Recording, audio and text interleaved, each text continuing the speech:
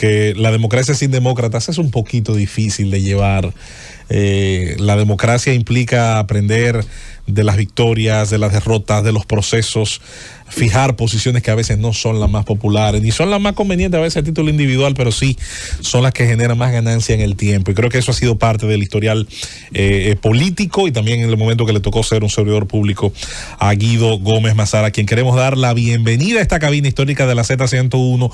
Después lo vamos a invitar a Z Deportes para hablar un poquito de baloncesto. Claro. Pero ahora nos vamos con el tablero político del patio, todos los temas relacionados y que están en discusión, tanto del PRM como de los temas gubernamentales, las reformas en debate y por supuesto todos estos temas que están en la palestra. Bienvenido a nuestro amigo Guido Gómez Mazara al Gobierno de la Mañana. Bueno, muy buenos días primero. Es un placer volverme a encontrar con este variopinto de exponentes de la comunicación en el país. Siempre para mí es motivo de mucha satisfacción porque hay muchos afectos envueltos. Y sobre todo esta que ha sido una especie de academia de la comunicación radial, con unos impactos fuera de discusión en los últimos 30 o 40 años. Me siento muy cómodo y nada, sometido a este escrutinio en que ustedes son expertos. Siempre, Guido, para nosotros muy complacido de recibirte en el Gobierno de la Mañana. Esperamos que sea con mucha frecuencia, sí. Porque tú tienes muchas cosas que aportar siempre. Hay muchos temas, Guido, en el plano nacional, pero yo que conozco de tu inclinación y de tu permanente vigilancia por los acontecimientos políticos en el mundo, la geopolítica, me gustaría, para que comencemos, tu opinión sobre dos acontecimientos. Lo que está ocurriendo en Estados Unidos, en el próximo proceso electoral, el debate del pasado jueves, y el fenómeno francés, donde parece que la ultraderecha se encamina hacia el poder por primera vez. Con gusto. Comienzo con el tema francés, y es evidente que Marine Le Pen, todo parece indicar que es la figura del momento político en Francia, y en toda Europa, pero en Francia. Ellos irán el próximo 7 de julio a un proceso de segunda vuelta, donde los elementos fundamentales de esta contienda se caracterizaron en términos de representación. Primero, la derecha con Marine Le Pen a la cabeza, una coalición de centro-izquierda y Macron en tercer lugar. Allá lejísimo. Ese es un acontecimiento significativo porque después de la Segunda Guerra Mundial, nunca la derecha había estado tan bien posicionada en Francia, ni en los tiempos de Sarkozy. Sin embargo, yo quiero... Pero ninguno pudo concitar tanto respaldo en lo inmediato. Correctamente, Jean-Marie. Entonces, lo que quiero reiterar aquí es que hay acontecimientos que expresan los péndulos de la política. En Europa hay un proceso de éxito del conservadurismo innegable, que aunque encontró un muro de contención en el caso de España, yo debo decir innegablemente que el éxito de Pedro Sánchez tiene más que ver con la poca destreza de sus competidores, porque las corrientes de pensamiento conservador han ido avanzando en el caso del Partido Popular en España innegablemente, pero en el caso específico de Francia es indudable que el próximo 7 de julio, repito, la derecha francesa va a ganar las elecciones, y lo que pasó este fin de semana es una expresión de cuán contundente van ellos. ¿Cómo va a transformar eso el tablero? En la jurisprudencia del modelo francés es que una innegable victoria de la derecha va a conducir a un primer ministro de una forma u otra de derecha. La cohabitación es la regla fundamental de la política. Pero en ese mismo sentido yo también quiero apuntar de cuáles han sido los factores que han conducido a una renovación y éxito electoral de la derecha. En primer lugar, el tema de la migración. Es evidente que muchos políticos conservadores se han subido en la cresta del fenómeno migratorio sobre la base de que la economía está tambaleando y por vía de consecuencia las fronteras y su política de apertura no se corresponden con el modelo actual de Europa. En ese sentido, yo debo decir que parece que en términos reales es inteligente la postura. No creo que sea, desde el punto de vista de lo político, lo más racional, pero eso se traduce en éxito electoral. Creo que ese fenómeno no es exclusivo de Europa. Es un fenómeno que ha ido transitando el globo terráqueo, y en el caso específico de Estados Unidos, para hacer el switch así rápido, lo que sí yo creo que el debate electoral norteamericano, lo primero que puso de manifiesto fue la crisis del liderazgo político. Es evidente que en otras condiciones serían otros los candidatos con mayores condiciones. Y sin lugar a dudas, aunque la regla del Partido Demócrata históricamente ha sido que un candidato que gana el proceso no tiene oposición interna y por vía de consecuencia se presenta. Sin embargo, las condiciones físicas del actual candidato y presidente de los Estados Unidos, todo parece indicar que no está en su mejor momento. Tiene limitaciones cognitivas, no se expresa con la velocidad de antes, sin olvidar que él fue un gran orador. Para que los que se le olvida, Biden fue el presidente del Comité de Relaciones Exteriores del Senado, un excelente polemista. Por décadas. Pero con el paso de los años, sin lugar a dudas, sus destrezas se han reducido. En el 2011 le criticaron en el debate vicepresidencial. Correcto. Que fue muy duro muy con enérgico, Paul Ryan. Con Ryan, sí. Entonces, en ese mismo sentido, creo que de los aspectos que se están discutiendo, y el New York Times hace un comentario hoy, no sé si lo refiero a que lo vean, sí, de la posibilidad de que sea sustituido el candidato. Y no piensan en Kamala Harris. Ahí te apunto que el Philadelphia Inquirer entiende que quien debe retirarse es Donald Trump. Ah, bueno. En su editorial de hoy. Pero eso es parte de la discusión. Sin embargo, sin lugar a dudas, el candidato republicano tiene un viento de favorabilidad. Eso no significa que automáticamente sea presidente electo en noviembre. Miren por qué. Porque el sistema electoral norteamericano es un sistema que tiene dos precedentes recientes que hay que recordarlo. Al Gore, por un lado, y Hillary Clinton por otro, que recibió el favor del voto popular, pero perdió en los colegios. Ahora, lo que sí yo creo es que el candidato republicano es un candidato muy singular porque él es un outsider dentro de un partido. En los Estados Unidos, la última vez que un candidato independiente tuvo potencialidad se llamó Ross Perot. Consiguió casi 7 millones de votos. Y como él dividió el voto conservador, facilitó el éxito de Bill Clinton. Porque Clinton gana, entre otros factores, porque Perot asumió muchos votos. En este caso, como no hay la perspectiva de un candidato independiente, la sociedad norteamericana va a estar... Aunque Robert Kennedy está marcando entre un 7 y 11. Pero internamente. O sea, yo lo que creo es que Perot sí fue un candidato. Sí, con todas las potencialidades. Independiente. Ahora, frente a ese acontecimiento, pongan la atención a Trump en dos sentidos. El primero, él es, después de George W. Bush, el candidato republicano que genera mayores simpatías hacia lo interno de los hispanos. Porque la lógica norteamericana es la siguiente ecuación. Los demócratas son favorecidos históricamente por minorías étnicas y afroamericanos que están incluidos en las minorías étnicas, y los liberales. Pero en el caso específico de Trump, Trump genera muchas simpatías en los sectores hispanos y eso, sin lugar a dudas, puede virar la torta desde el punto de vista electoral. Creo que los demócratas se van a dividir entre insistir con un candidato tan riesgoso como Biden y la posibilidad de un sustituto. Si hay la posibilidad de una sustitución, no creo que va a ser Kamala Harris. No. Piensen en el gobernador de Los Ángeles, Gavin Newsom, que es un candidato con muchas potencialidades, joven, liberal, atractivo para ambos sectores y con muchísimas potencialidades. Proyectado ya. Pero el tema del tiempo de proyección. Es que queda poco tiempo, ese es el problema. Susana. Guido, te hemos visto, si no en un media tour, pero haciendo algunas presencias en los medios con el tema de la reforma constitucional. Te voy a leer este pedacito. En el territorio de la política, la demencial confusión del fondo con la forma permite un dislocamiento de prioridades y la singular apuesta a lo estrictamente personal.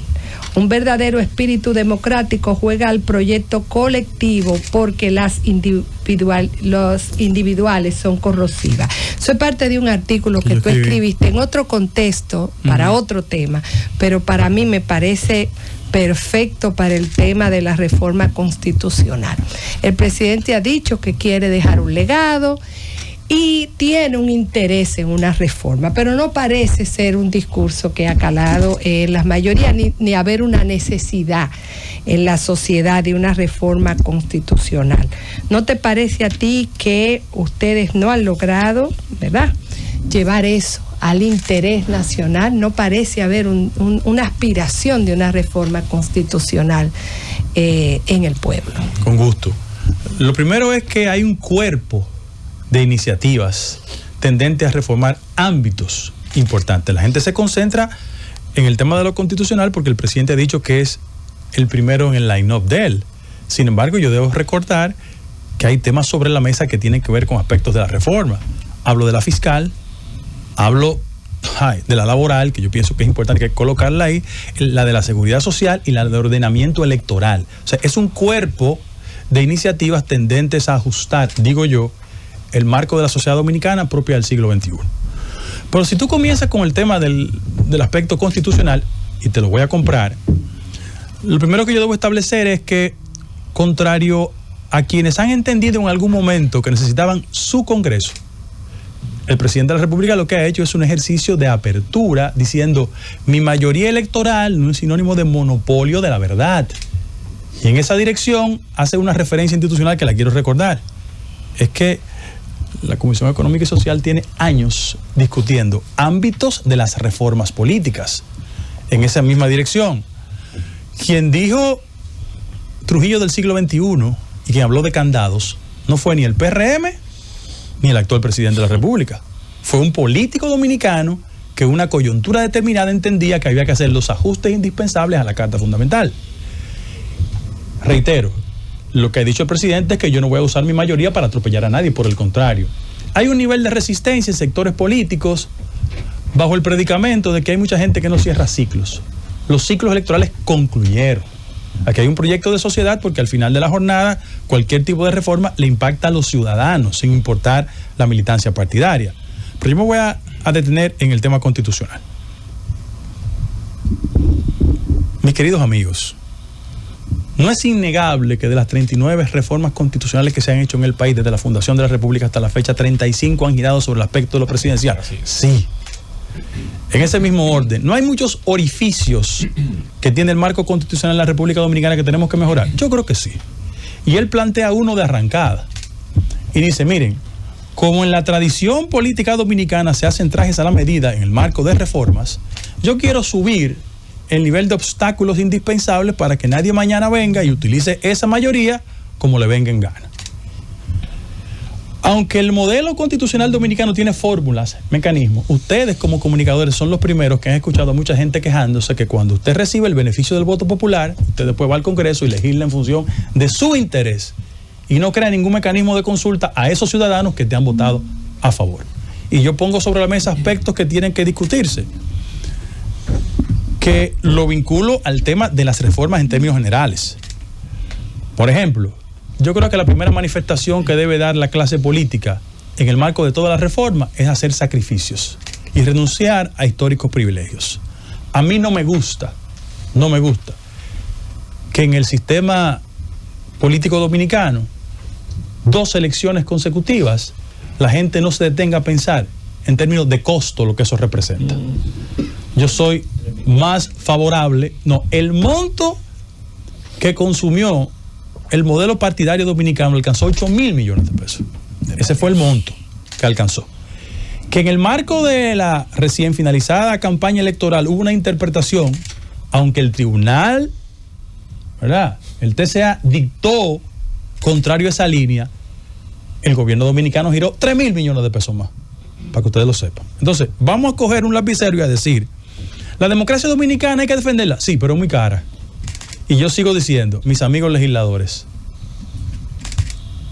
con todo el dolor de mi alma, todavía es posible en el marco de una reforma que no hablemos de las 2 exoneraciones ilimitadas que tienen los congresistas. Porque si yo soy diputado por San Luis, ¿con qué derecho me compro un Porsche? O lo traigo, o un Maserati. Esas son de las irracionalidades del sistema político. En ese mismo orden, yo estoy totalmente en desacuerdo con el modelo del barrilito que existe. Vamos a revisarlo, porque tú no puedes ir a la sociedad y decirle, nosotros como clase política queremos reforma, pero para impactarlo a ustedes, no al resto. Entonces yo creo que la clase política tiene que dar manifestaciones de sensatez en ese mismo orden. Hay aspectos del ámbito electoral que yo quiero revisar. Yo tengo una crítica al método de Juan, de verdad, seria, responsable, porque en aras de defender minoría lo que ha hecho es joderla, fuñirla, maltratarla. Y excúseme el término fuera de todo. Por fin alguien lo dijo. Entonces, frente a esos acontecimientos, creo que la clase política tiene que sentarse, no porque nosotros tenemos el monopolio de la verdad, y yo lo subrayo frente a los compañeros, nosotros tenemos una mayoría electoral en el marco de una minoría ciudadana. Es que el 48% de la gente no votó. Y hay que asumir la victoria con una dosis de humildad. Sigue otros aspectos de la reforma. La materia laboral. La última vez que en este país se hizo un esfuerzo sincero en materia laboral, hablo del código, fue la combinación de don Lupo Hernández Rueda, Milton Ray Guevara y Rafaelito Albuquerque. Bueno, del año 92 a la fecha, hay aspectos que hay que repensar. El primero, ¿por dónde nos vamos? ¿Por el ámbito de la cesantía o por la aspiración legítima que tienen núcleos empresariales en materia del seguro de desempleo? Es un tema que hay que debatirlo. Reitero, yo no estoy diciendo que la mayoría mecánica de nosotros tiene que imponerse. Por el contrario, hay que tocar la puerta a todo el mundo y asumir con humildad que también los otros cuentan. Y un ámbito también que yo considero que por simple matemática tenemos que reflexionar para buscarle una sombrilla legal más justa: las MIPYMES. Solo le quiero considerar a ustedes que en el país solo 14.5% están en la formalidad. El 84% está fuera de la formalidad. Y cada vez que en el marco del debate en la República Dominicana la gente cree que un incremento del recaudo es sinónimo de disparar las tasas impositivas, usted lo que está diciendo es váyase a la informalidad. Y eso no es bueno. ¿Usted sabe cómo impacta en el PIB las MIPYMES? En un 26%. Entonces, eso es un hecho incontrastable que en el marco de una modificación del Código Laboral en la República Dominicana tenemos que ponerlo en primera línea.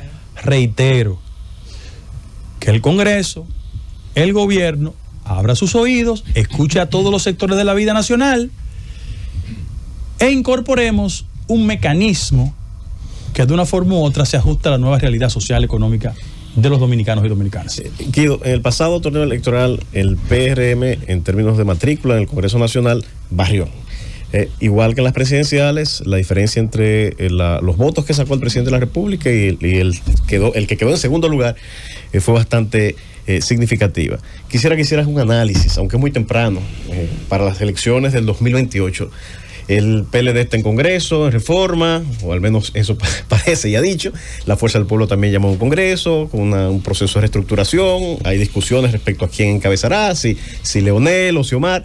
Pero en el PRM también se da una situación especial de que el presidente de la República ya ha dicho que no será candidato presidencial y hay una lucha de varios contendores, dentro que entiendo se encuentra Guido Gómez Mazara. Quisiera que hicieras un análisis de esos partidos políticos, si se lograrán recomponer de cara a esas elecciones del 2028, y en el PRM, si se logrará tener la cohesión necesaria con un candidato que será un candidato nuevo para enfrentar esa posible recomposición de fuerzas de los partidos de oposición. Es a Balaguer que se le atribuye la frase de que cualquier país se parece a pero este no se parece a ninguno. La pregunta. Entonces, hacer proyecciones en la vida política dominicana es ser candidato a Mandrake el Mago. Sin embargo, yo quiero decir lo siguiente. En la República Dominicana, como en otras sociedades, los partidos tradicionales hicieron metástasis. No es un fenómeno exclusivo de la República Dominicana. Cuando el país fue a votar, recientemente, las dos fuerzas políticas que generaron mayor respaldo fueron el resultado de partidos que se fragmentaron. Eso revela que la casa que se abandonó perdió algún tipo de conexión con los ciudadanos. Reitero, no es un fenómeno exclusivo de la República Dominicana. Pasó con Acción Democrática y COPEI en Venezuela, pasó con el PRI en México, pasó con el APRA en Perú, y por ahí sigo. Eso es una crisis del modelo de partidos. En esa dirección, la recomendación que yo siempre he hecho en las instancias partidarias es que nos veamos en el espejo de los partidos que fracasaron para no tropezar 20 veces con la misma piedra. ¿Qué tenemos que hacer nosotros humildemente? Reconectar el partido con nuestra histórica base social. Porque al final de la jornada, los actores fundamentales que conducen a la victoria son ciudadanos que militan en un partido político, y la nueva realidad dominicana nos dice lo siguiente, que cada día más hay un descenso del sentido de militancia y ciudadanos que se van o a la sociedad civil o a la distancia de los partidos políticos y ellos deciden las elecciones. Entonces nosotros no podemos actuar desde el gobierno y desde el partido con un sentido de arrogancia. Esos puentes de entendimiento tenemos que reiterarlo con sectores fundamentales. Aquí yo me vinculo constantemente a los sectores populares. Yo quiero decir que en cualquier sector popular el líder social hace mucho que dejó distancias de el diputado, el regidor o cualquier figura. En cualquier sector popular del país hay gente que tiene mayor arraigo. El líder religioso tiene mayor arraigo que cualquier dirigente político. Entonces, hacia lo interno del partido.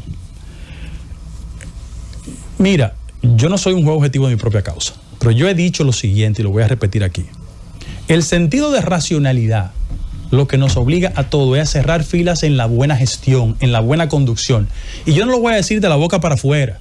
Yo no soy un simulador, yo no digo una cosa y hago otra por detrás. El que tiene algún tipo de vínculo conmigo, relación o afecto, sepa que mi nombre no lo utilice en propósitos que vayan más allá de hacer un esfuerzo para que salgamos bien de esta reforma. ¿Tú sabes por qué? Porque si salimos bien, el candidato del partido va a resultar ventajoso. Pero también hay aspectos que son fundamentales que un político con sentido de responsabilidad tiene que expresarlo. Yo no voy a asumir una postura dicotómica en la dirección de que, porque las reformas electoralmente no me convienen, yo no la defiendo. No, yo la voy a defender por convicción. A mí nadie me ha dicho que la defienda. Yo lo que creo es que la sociedad dominicana del siglo XXI es una sociedad que amerita algún tipo de sacrificio colectivo. ¿Y qué ha pasado con los políticos que han ocupado la presidencia de la República en los últimos 30 años? Que nunca han hecho una reforma integral ni estructural porque están conscientes de los riesgos electorales que de ahí se desprenden. Hagan matemáticas. Miren, desde el año 2005 hasta la fecha se han hecho 5 reformas fiscales.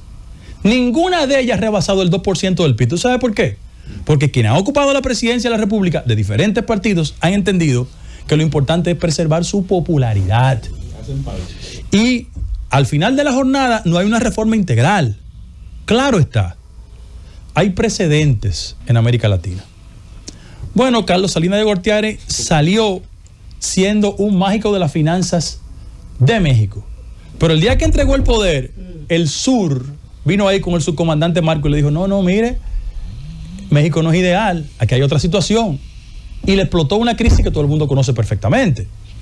En ese mismo orden, en la República Dominicana, en 1984, el doctor Jorge Blanco, que no ha tenido gente que lo defienda, y yo tengo pocas razones generacionales por qué hacerlo, pero los ajustes del año 1984, viéndolo en perspectiva, fueron el resultado de un acumulo de déficit en la sociedad dominicana, que comenzaron en 1973 con la crisis del Yom Kippur. Fue una crisis entre Israel y los países árabes que disparó el precio del petróleo por primera vez. Y la administración de Balaguer pasó en el 74-78 de un crecimiento de 12.5 a 5.7. Cuando el PRD ganó en el 78, había una economía reducida, en primer lugar. Segundo lugar, en el 79 viene otra crisis, que es la crisis de Irán. Había que salir del Shah de Irán y hubo una huelga de los gestores de las refinerías. El Shah sale y que la OPEP se da cuenta del poder económico que tiene y establece una crisis. Dispara otra vez ese proceso. Y en el año 82, López Portillo declaró un impago en la economía mexicana. Y eso tuvo reflejo en la sociedad dominicana porque ya en el año 1982, Paul Volcker, que fue el jefe de la Reserva norteamericana, había encontrado una economía norteamericana que fue la causa de la derrota de Carter, en la que, primero, el índice de desempleo estaba en 7%, eso era impensable en los Estados Unidos, y la inflación en 11%. Y todos esos procesos de crisis acumulada, que muchos estudiosos llaman la década perdida entre 80 y 90, provocó que Jorge Blanco en el 84 hiciera un acuerdo. Entonces, el acuerdo de San José también. No, pero eso tiene que ver para una compensación del tema petrolero, de la factura petrolera. Yo hablo de crisis estructurales de las economías. Entonces, Jorge Blanco tiene que ir a un acuerdo en el marco de una situación de dificultad internacional.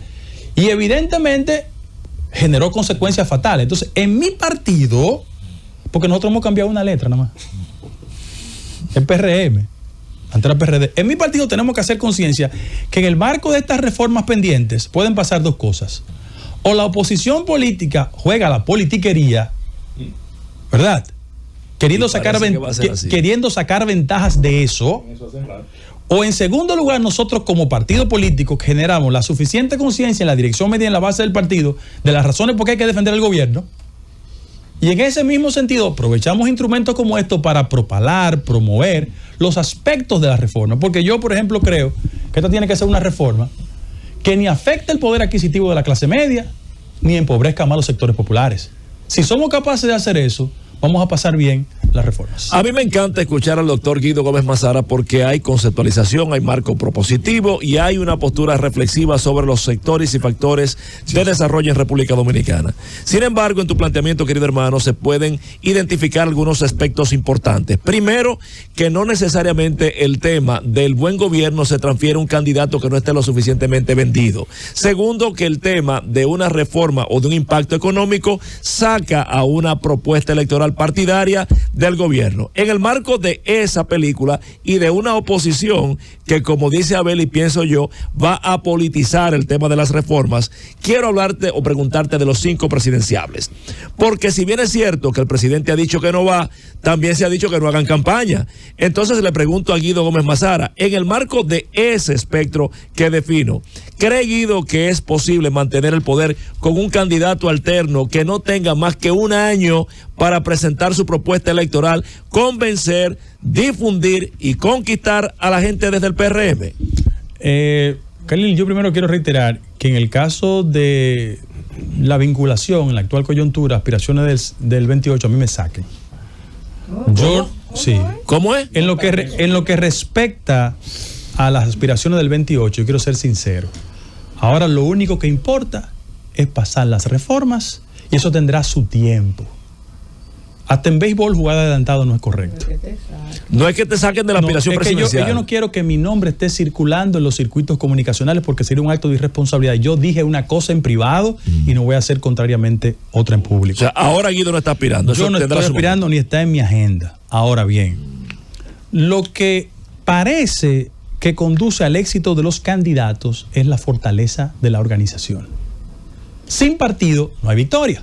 Entonces vamos a preservar primero que este proceso de reforma sea lo suficientemente entendida por la sociedad, porque ninguna reforma es popular. Las reformas no son populares. Bueno, el presidente Duque iba muy bien y sometió un proceso de reforma y hubo un impacto terrible en Colombia. Ahora, ¿cuáles son los aspectos de la reforma? Y yo, verdad, en mis humildes conocimientos no quiero transferir ningún tipo de cosa a otros compañeros que tienen su agenda. Pero creo que la principal responsabilidad de nosotros es explicar las reformas, para que la gente lo sienta en el colmado, en el colmadón, en el parque, en la esquina.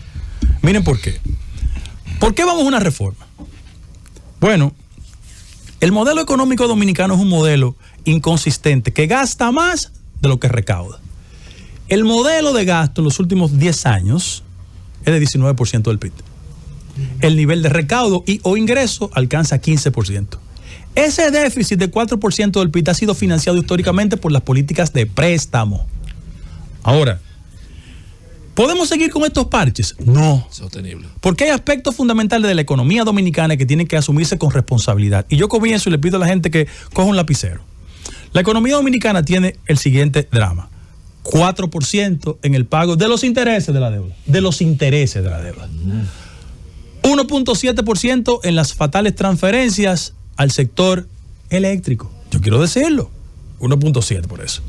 Entonces, cuando tú vas sumando ese tipo de elementos y el 4% que tenemos al sector educativo, te darás cuenta que el gobierno central no tiene recursos. ¿Qué hacer?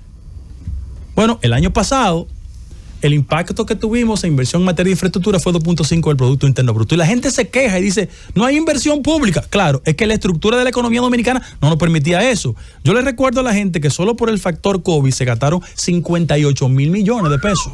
Wow.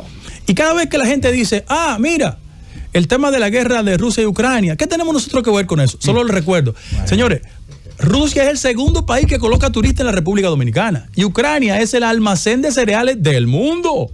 Entonces eso tiene un impacto en la economía dominicana. ¿Qué hacer? Hay dos opciones muy claras y definidas. El Banco Mundial, no lo digo yo, ha dicho, mira, aquí hay un problema estructural. Y digo yo, la economía dominicana tiene el problema de la ilusión, de la evasión y de las exenciones fiscales. Ahora, ¿por dónde vamos a comenzar? Nosotros necesitamos buscar 2.500 millones de pesos. 250.000 millones de pesos necesitamos. Frente a eso, ¿por dónde lo buscamos? Por las exenciones, que es el camino más corto. Bueno, yo quiero decirle a ustedes que yo soy un político que no tiene grupos económicos detrás. Claro eso. O sea, que nadie me puede decir que yo hago defensas en función de agendas mercuriales o de grupos económicos. Yo tengo independencia de criterio. Bueno, vete al sector de zona franca. Porque a mí lo que más me preocupa es el tema de la perturbación a la paz social de este proceso de reforma.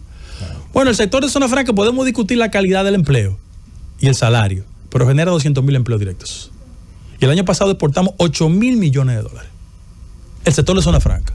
Y es verdad que del año 1968 existen políticas de incentivo que de una forma u otra han sido modificadas, pero fue el punto de partida del sector de zona franca. Segundo orden, sector turismo. El turismo generó 5.000 millones de dólares el año pasado. Y en el global de la generación de empleo representa 6%. Esos son dos ámbitos de la economía dominicana que hay que pensar tocarlo. En el caso fundamental del turismo, por el elemento encadenante que tiene la economía dominicana, el aparato productivo. El que va a un resort sabe que el que come mangú, yo sé que aquí hay muchos que consumen mangú, y huevo y queso, sabe que eso hay que preservarlo. Ahora, ¿dónde vamos? ¿Dónde hay que buscar los recursos? Mi humilde recomendación. Aquí tenemos que repensar el tema de las transferencias al sector eléctrico. Un hoyo grande, sí. EDESTE perdió 60%. Yo no estoy diciendo que la solución sea la privatización. No estoy diciendo eso. Tenemos que buscar gestores con mucho mayor nivel de eficiencia.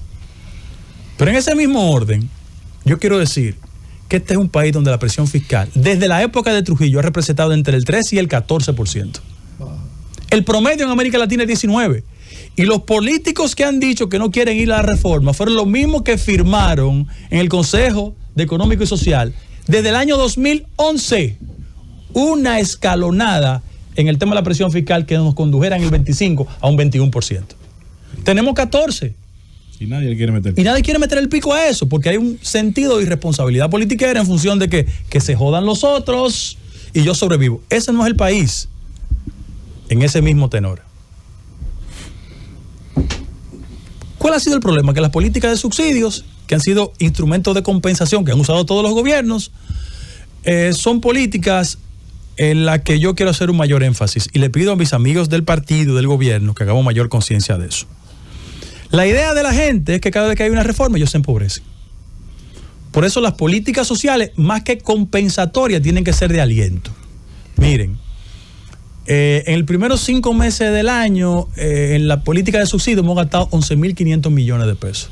Lo que me llama la atención es que el 78% de eso han sido para los combustibles, 8% para los alimentos. Yo, por ejemplo, creo, y estoy sometiendo ese tipo de propuestas, que hay aspectos que tenemos que enmendar. Si yo me llamo Juaniquita Pérez, vivo en la Francisco Villespesa, parte atrás, y estoy en los programas, el gobierno toca 1,5 millones de familias con los temas de la política social. Si yo tengo una tarjeta y tengo un tema de diabetes, por mi limitación en el ingreso yo no puedo ir a las farmacias. Ahora, que el gobierno expanda el uso de la tarjeta, ¿tú sabes dónde? A las farmacias populares. Y yo vaya y le diga, no hay ningún tipo de problema, mira, vamos a resolver esto. Sí. Primera iniciativa. Creo que eso es un mecanismo de compensación. Otra que no es de corte popular, pero quiero decirle porque yo quiero ser consistente. Los programas sociales en la República Dominicana no pueden ser freezer de pobres para perpetuar a la gente en la indigencia y en la marginalidad. Si usted vive en Miches y se llama Luis Pérez, ¿verdad? Y si usted tiene un programa social y recibe 1.600 pesos, que hay que recordarle a la gente que al 16 de agosto del 2020 habían 650.000 beneficiarios y el monto era 800 pesos. Claro. Ahora hay 1,4 millones y hay 1.600 pesos. Bien. Ahora, si yo me vivo en Miches, ¿verdad? Yo preferiría que usted durara 2 años en un programa de entrenamiento de inglés para cuando usted termine su formación se vaya al mercado laboral. Yo creo en eso. Supérate. Bueno, el concepto es insertar a las personas en el mercado laboral y que adquieran algún tipo de destreza. Yo creo en eso, fundamentalmente porque, entre otras cosas, aquí también te arriesgo la estabilidad social. Sí.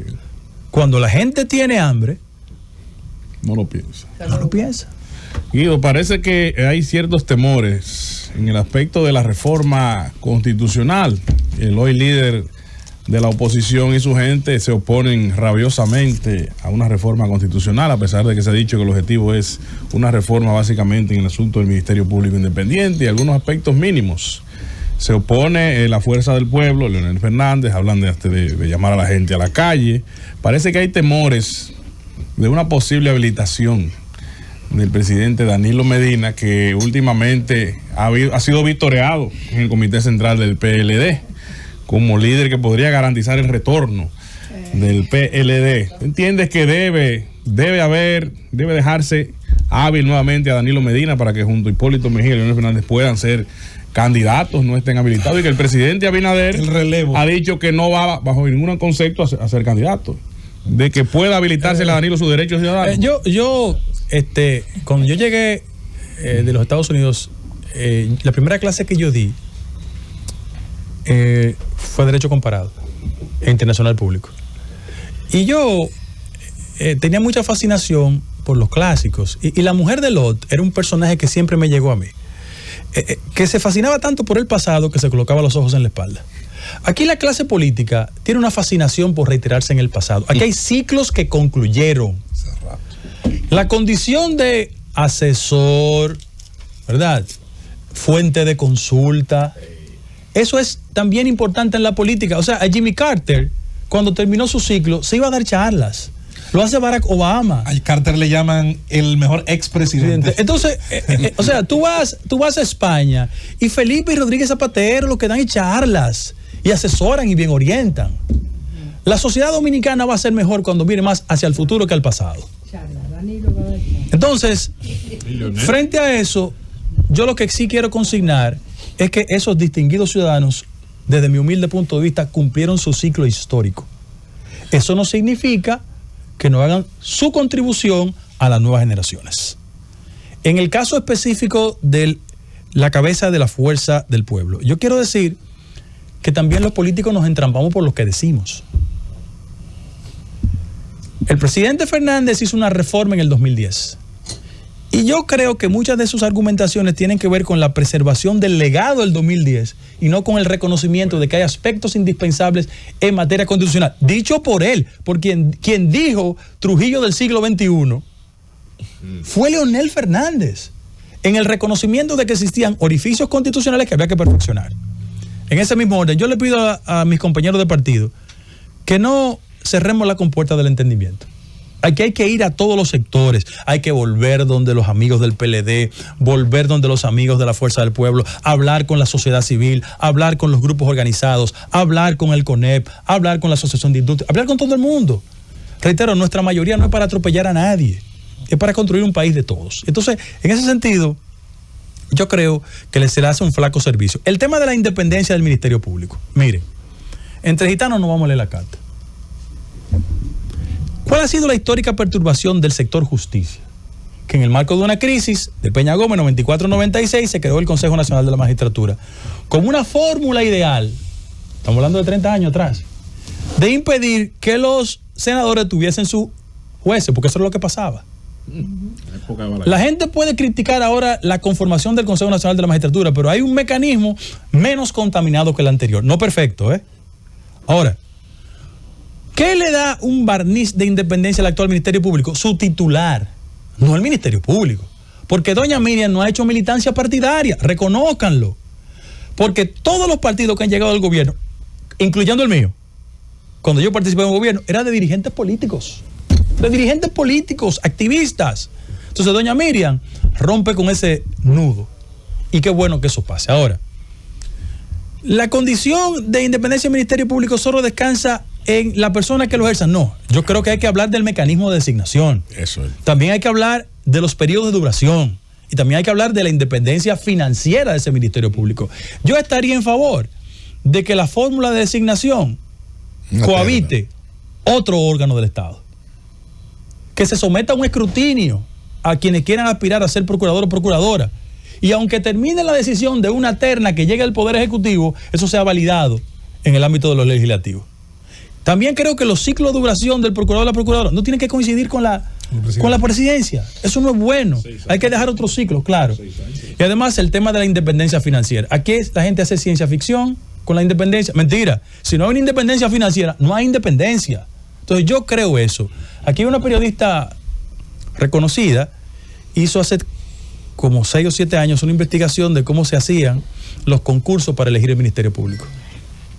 Y yo no estoy diciendo que transformar el mecanismo es sustituir aquellos para meter políticos. No, yo estoy a favor de que no existan activistas políticos. Hay un límite en otros países. Que la persona que quiera ser miembro del Ministerio Público tenga por lo menos 10 años sin militancia partidaria para abonar el camino de que se administre correctamente la justicia a la gente. Pero todo eso puede estar contenido en una ley sin necesidad de modificar la Constitución de la República. Sí, pero hay aspectos que hay que ir a la Constitución. Sí, al titular, perdón. Porque el cuerpo ministerial del Ministerio Público es realmente por oposición, concurso de oposición. Pero yo hablo del titular. Entonces, lo que pasa es que hay muchos aspectos de la oposición que hay que afinar. Pero eso lo puede establecer una ley, porque aquí hay muchas instituciones que funcionan bajo ese criterio. Sí, claro. Guido, cuando se habla de la Constitución de la República también, que quiero ir a ese aspecto de la modificación constitucional, sobre todo en lo que tiene que ver de la reelección presidencial, yo siempre he colocado dos referentes: don Antonio Guzmán Fernández, presidente de la República. La Constitución era abierta, pudo, por lo menos aunque se hizo intento con el movimiento de amigos de Antonio Guzmán Fernández, el MAPAC, pero era una corriente que había. Sin embargo, don Antonio no hubo reelección. El caso específico de Salvador Rey Blanco no se reeligió.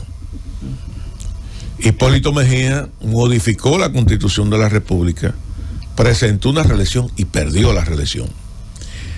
Esta Constitución te dice, mire, usted va a durar 2 años y usted no va a volver jamás a ser presidente de la República. Y tú eres abogado, eres experto también en materia constitucional, y sabes que ninguna ley es pétrea. Siempre van a haber mecanismos cuando hay voluntad de cambiarla, y aquí todo el mundo sabe cómo se cambian las cosas. Y ha hablado también del aspecto que tiene que ver de la participación popular en ese tipo de decisiones. No sé, si tenemos una ley de referéndum, ¿por qué no llevar esto a una ley de referéndum, establecer los límites para, en ese aspecto que tiene que ver con la modificación de la Constitución de la República en materia de reelección presidencial, tenga que participar, por ejemplo, el 70%, para poner un ejemplo, de lo que son los votantes inscritos en el padrón electoral, y que a partir de ahí sea con 50+1 del sí o el no, con un mecanismo realmente de tú establecer un mecanismo, hermano, de verdadero candado a la Constitución. Hay que hacer una distinción. Mira por qué.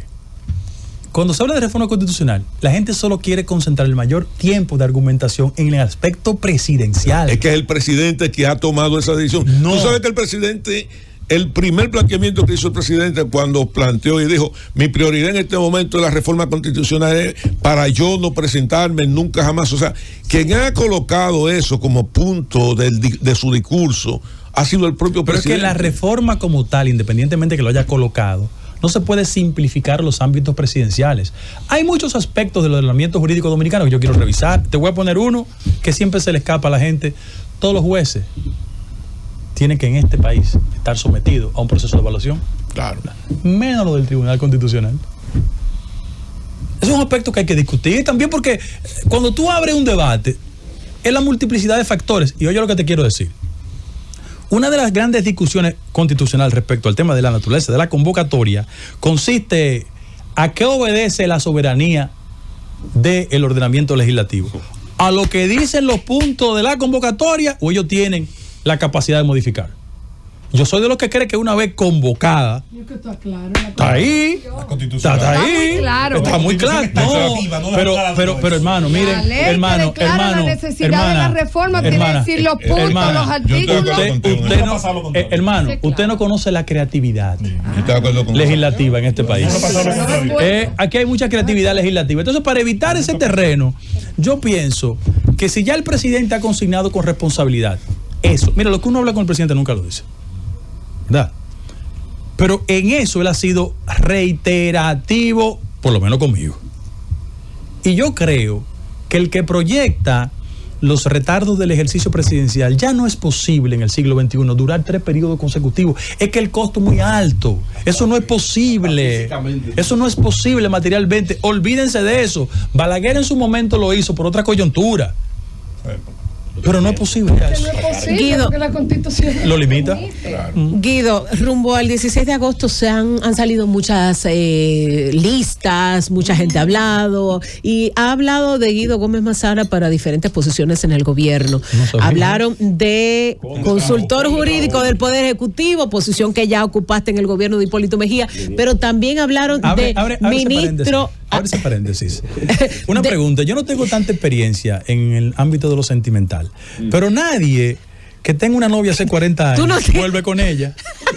Depende. Depende. En el caso mío, además, yo no esa no te la creemos. Esa no te la creemos de que tú eres novato sentimentalmente. No dije que soy novato sentimentalmente. No dije eso. ¿Quiénes te conocemos? Estoy pensando en su señora, la pobre. Porque... Sí, pero bueno, dejemos esa parte. Pero Guido, no tiene que dejarlo. Yo tengo 30 años casado con la misma. Claro, no tiene que dejarlo. Que sean 50. Oye, es una santa. Pero de verdad. Claro que es una santa. Guido, ¿aspiras? ¿De alguna manera te han propuesto, de alguna manera ha habido algún tipo de conversación de que formes parte de un gobierno a partir del 16 de agosto, del gobierno del presidente Abinader? No puede decir. Tú sabes, no, lo primero es que yo creo que en el país hay una distorsión de mucha gente que cree que la única forma de contribuir es desde un espacio público. La gente cree eso. En ese mismo orden, yo he reiterado que lo que uno habla con el presidente se mantiene en el marco de la mayor privacidad. No tengo que decirlo.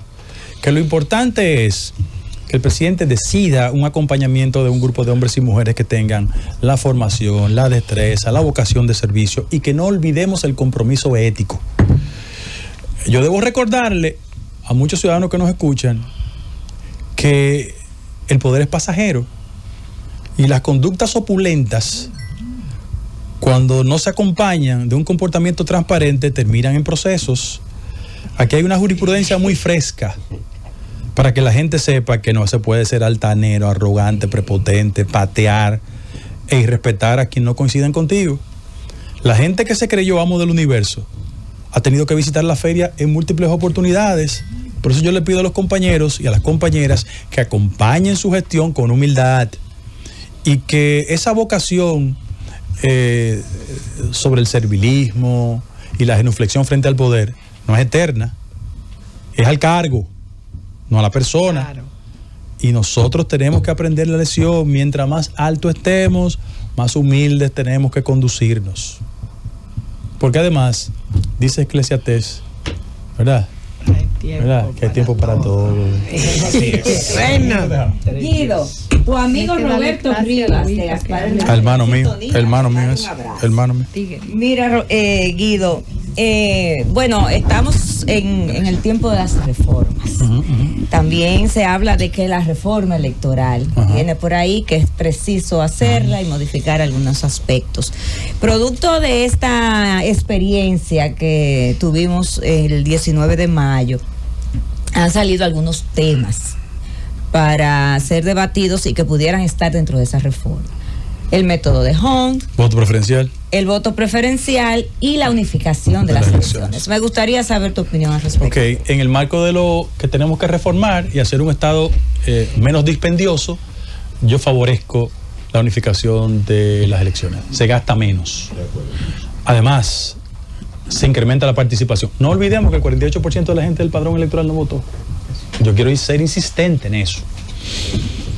El voto preferencial es una carnicería entre miembros del mismo partido. Es increíble. Y si las características del método de Hunt tuvo como origen la representación de las minorías, los grandes terminan llevándoselo todo. Haz el cálculo. Ahora, lo que sí yo aspiro es una legislación mucho más transparente en términos de fondos partidarios. El doctor Peña Gómez, en un acto de ilusión ética, planteó hace muchos años el tema del financiamiento público. Eso fue origen de él, Él lo planteó con mucha insistencia. Pero el gran drama del sistema político dominicano es que la gente procura fondos por vía de la Junta y también procura fondos en manos privadas, que en muchos casos han sido materia prima de traumas, de procesos y de descrédito. Pero ha agravado algo que casi nunca es materia de debate: la escasa calidad del producto político en la República Dominicana. Porque cuando el factor dinero determina candidatura, no hay garantías mínimas de la calidad y los niveles de competencia. Yo no quiero ridiculizar lo que voy a decir, pero todo el mundo puede aspirar, pero todo el mundo no tiene las condiciones para la aspiración. Aquí hay una plutocracia. Entonces, tú tienes que ser... Poco me importa. Yo siempre digo lo que pienso.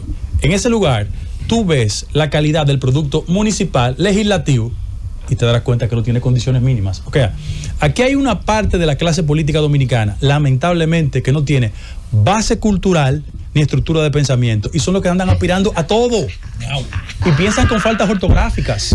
Entonces, ese es un problema que tiene el sistema de partidos en la República Dominicana, porque desde los partidos políticos hemos sido cómplices de eso, Sí. Le hemos dado riendas sueltas al que llega con recursos, y la gente sabe de dónde vienen los recursos, la gente lo sabe. Pero tampoco lo rechaza votando. Tampoco, no, porque hay un nivel de complicidad. Porque al final de la jornada es el bolsillo poderoso que determina candidatura. Yo le pido algo a ustedes. No hablo de mi partido, hablo en términos generales. Sienten a los dirigentes que tienen legítimas aspiraciones de todos los partidos. Siéntenlo ahí. Y díganle, estabilidad macroeconómica, calidad en el gasto, inversiones extranjeras, relaciones con Haití, inequidad social. Bueno. Entonces, cuando un político no tiene dominio temático, automáticamente se descalifica. Miren. Tú le preguntas, dime los 3 ejes fundamentales de tu Mire, ¿qué ha pasado con el sistema de partido? Yo lo quiero recordar. El que tenía más cuarto en el Partido Reformista era Jacinto Peinado, Carlos Morales y Donald Rí. No llegaron. El que tenía recursos en el viejo partido de nosotros eran José Antonio Narri, Atuey, Jacobo y Miguel Vargas. ¿Verdad? No llegaron. Y Luis no ganó por un tema patrimonial. Luis ganó en el 20 por el hastío ciudadano respecto al tema del PLD. Y volvió a ganar ahora, entre otros factores, porque la gente le consideró que las cosas que hizo fueron las correctas y las decentes. Y la oposición estaba dividida. Y en el 20 tampoco iba contra un Carmelita descalzo, también hay que decirlo. O sea, que iba a ganar como quiera un rico. Pero el tema del dinero hay que revisarlo en la política, porque el valor que estamos transmitiendo es que la gente no haga el esfuerzo, no te dedique, no te integra a tu comunidad, busca cuarto, y eso sí es malo para la política. Doctor Mazara, es bueno tenerle por aquí. Guido Gómez, impecable como siempre, decirlo porque no solamente no solo se lo expresamos al ingeniero Iván Hernández, y además en sus exposiciones, o sea, impecable en su exposición, esa claridad que tiene en sus juicios y en sus criterios.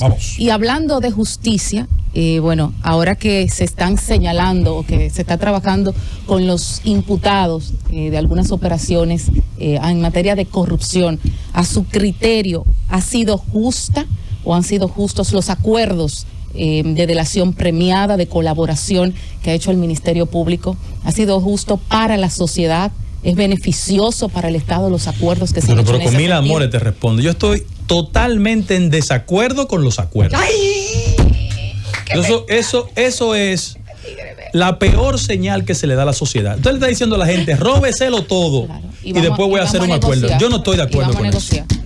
Reconozco que la normativa procesal lo permite.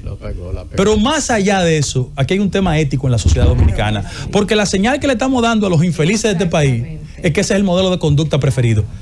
Pero le quiero hacer una crítica a ustedes, los medios de comunicación. Cuando el 58% de la población está preventiva, que son los infelices, los pobres y los jodidos, eso no tienen defensas mediáticas. Nosotros no están ni imputados. Pero eso no es lo que ha pasado. Entonces eso es lamentable. Eso no es lo que ha pasado en el gobierno de la mañana. Y yo, hablo de los medios de comunicación en general. Bueno. Y yo quiero decirte a ti lo siguiente. El mensaje fatal, horrible, negativo. Claro. Y la sociedad dominicana tiene fórmulas inteligentes de reaccionar frente a eso. Y hay que hacerlo, porque la sociedad civil, los medios de comunicación, la clase política, a mí que nadie, en nombre de una colindancia partidaria, me diga que haga defensas técnicas sobre ese grupo de sinvergüenza. Porque en la medida de que esa gente se lo roba todo, y después de una negociación se alza con el santo y la limosna, la señal que le estamos dando al país es lo peor que le podemos dar. Vámonos con la siguiente pregunta. Vamos, Felipe, con la siguiente pregunta. Totalmente distinto. Adelante. Doctor, las inversiones públicas en la República Dominicana desde la dictadura de Trujillo fue de un 8%, la llegada de Balaguer un 7%, el PRD lo disminuyó a un 6%, luego en los gobiernos del PLD fue de un 5%, y hoy estamos teniendo 2.5%. Cuando analizamos el gobierno de Balaguer, el gobierno de Antonio Guzmán y el gobierno de Salvador, cuando en el año 1973, 78, y en el 83 nació la ley 7483, que es la ley que vino con el establecimiento de la transferencia de bienes industrializados y para una alternativa al IVA, que era el impuesto al valor agregado, que pasó de un 4% a un 6%. Balaguer lo criticó, luego la llegada de Balaguer tuvo que publicar la ley 1192 y lo aumentó a un 8%. Así Hipólito Mejía lo llevó a un 12%, el Lionel lo llevó a un 16%, Danilo en un 18%. Hoy estamos teniendo el 43% de eso que se evade, que no se paga. Y el impuesto sobre la renta un 63%, según el Fondo Monetario Internacional. Eso representa 182 mil millones de pesos. ¿Qué hay que hacer para mejorar eso? Con gusto. El marco económico dominicano en la actual coyuntura no permitía una inversión sobre el 2.5%. Esa es la realidad en términos de dinero. Porque aquí nadie discute la capacidad de recaudo del Estado. La gente lo que discute es la calidad del gasto, que es otra cosa. Bueno, le voy a dar una mala noticia para la mayoría de los dominicanos y dominicanas. Ustedes saben que el ITEVIS, que es un impuesto indirecto, tiene la tragedia de que se va de una forma olímpica en el país. Frente a eso, se ha inventado históricamente el tema del adelanto, pero el adelanto es un dolor de cabeza muy necio y molestoso, porque el argumento del adelanto fue, como se va de mucho, ¿verdad? Vamos a adelantar. Y usted se queda sin pito y sin flauta porque te proyectan ingresos que necesariamente no se corresponden. Eso fue Hipólito Mejía. Ahora, bien, pero es molestoso. Sí. Ahora, ¿qué hay que hacer desde mi humilde punto de vista? Hay que generar una corriente de hacer mucho más eficiente el cobro, por el caso específico del ITEVIS. Y en lo que tú señalas con mucho acierto, yo debo no dejar sobre la mesa un aspecto muy importante en el país, y es que los temas impositivos necesitan una mayor garra penal. Correcto. Para que la gente sienta los efectos de las consecuencias de la evasión. Por ejemplo, en España, cuando llegó Felipe González, a la Lola Flores la metieron presa por evasión. Y usted ve que Messi, Shakira y todo el mundo, porque hay un miedo. En los Estados Unidos, bueno, Al Capone no fue a Sing Sing por los crímenes, fue por evasión fiscal. Entonces aquí hay que generar un nivel de conciencia en esa dirección. Pero además, tú estabas hablando de cargas impositivas. Sí. Yo debo decir que nosotros, si bien es cierto la presión fiscal está muy por debajo del promedio de América Latina, nosotros superamos en 2 puntos el promedio respecto al tema de las cargas impositivas. Y aquí el dilema no es generar más cargas impositivas, es generar mayor recaudo por múltiples vías. Yo le doy uno. La Universidad Autónoma de Santo Domingo, el ingeniero Carvajal, hizo una propuesta interesantísima con números sobre el tema de las granceras. Pues miren, amigos de las granceras, es posible generar recaudo por alrededor de 1.500 millones de pesos si ustedes cumplen con eso. ¿Ustedes saben lo que está pasando con la grancera en el país? Claro. Yo lo que sí creo es que hay que consignar la idea de que un incremento de recaudo no es sinónimo de disparar las tasas impositivas en el país. De hecho, hay más de un economista. No, yo he esperado 10 turnos para que me toque a mí, mi hermano. Está difícil, Rosendo. La Suprema Corte de Estados Unidos acaba de fallar. Sí. Donald Trump tiene inmunidad para actividades oficiales, pero no privadas. Excelente. Sí, sí. Bien, muy bien. Mira, Guido, la mejor reforma fiscal, dicen algunos economistas, es precisamente cumplir las tasas que ya existen. Es decir, si tú aumentas un 4, un 5 de la presión fiscal sin aumentar las tasas, y de hecho se ha propuesto convertir algunos comercios en agentes de retención. Nunca en términos prácticos sí, pero eso no transfiere. Pero con la tecnología que ahora se tiene, eso se puede. Y muchos no transfieren. Ahora bien, yo quiero volver a la pregunta que te hacía nuestra compañera Isis Álvarez, que por cierto estuvo muy bien formulada, para ahora hacerla desde el otro punto de vista. Al abogado, al jurista Guido Gómez Mazara, no le gusta la posibilidad de los acuerdos, pero está en el ordenamiento. No, sí, en la normativa sí. Y el mundo avanzado, desarrollado, ha hecho del acuerdo una vía gananciosa para las partes. Existe, está ahí y puede aprovecharse.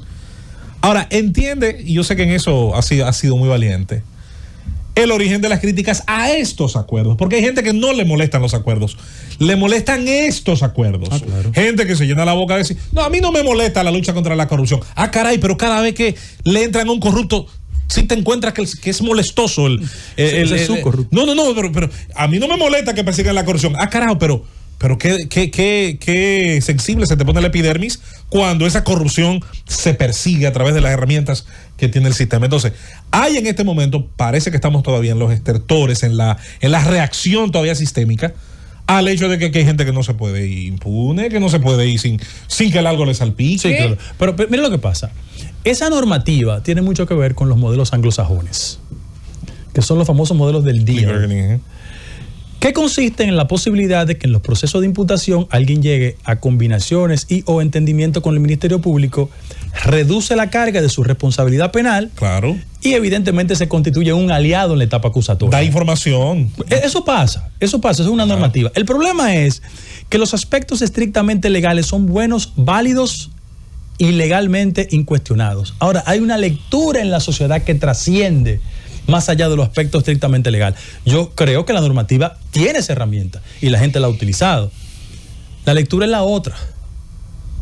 ¿Cómo la justicia o el modelo dominicano es tan duro con los jodidos pobres y que se roban una gallina y es tan tolerante con el resto? Eso es lo que yo estoy discutiendo. De acuerdo. Entonces tenemos que buscar avenidas de mucho más racionalidad. Mira lo que pasa. Totalmente de acuerdo. ¿Tú crees que el ordenamiento ha sido tan racional e inteligente con el 58% de preso preventivo que hay en el país? Evidentemente que no. Ahora, una cosa es la de proporción. Se puede ambas cosas señalar. Claro, o sea, no se puede hacer de esa antinomia que existe, que es real y que apunta a la judicatura dominicana. La judicatura dominicana que se ha acomodado en que el que no tiene un abogado de relieve defensor desconoce esos vericuetos del derecho. Aquí tiene que llegar un defensor de una oficina de abogado pomposa para que los jueces se acuerden de que, espérate, existen estas posibilidades. Y eso a mí también me parece clarísimo. Ahora, lo que creo que está en discusión en este momento no es que sea válida o no la figura del acuerdo, es el fruto de estos acuerdos. Y el esfuerzo de estos implicados, y el esfuerzo de estos imputados. Y el esfuerzo del Ministerio Público. Pero también yo,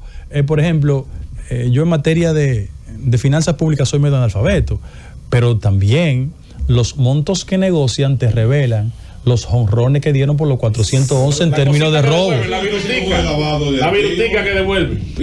Es como de lavado de activos, porque es que lo que yo estoy viendo, por lo menos lo que ha trascendido ahora, cuáles son los ingresos del Estado y la modalidad de pago. Antes había un ensuciado de activos. Pero está bien. Pero el ensuciado no justifica el lavado. Muy rápida.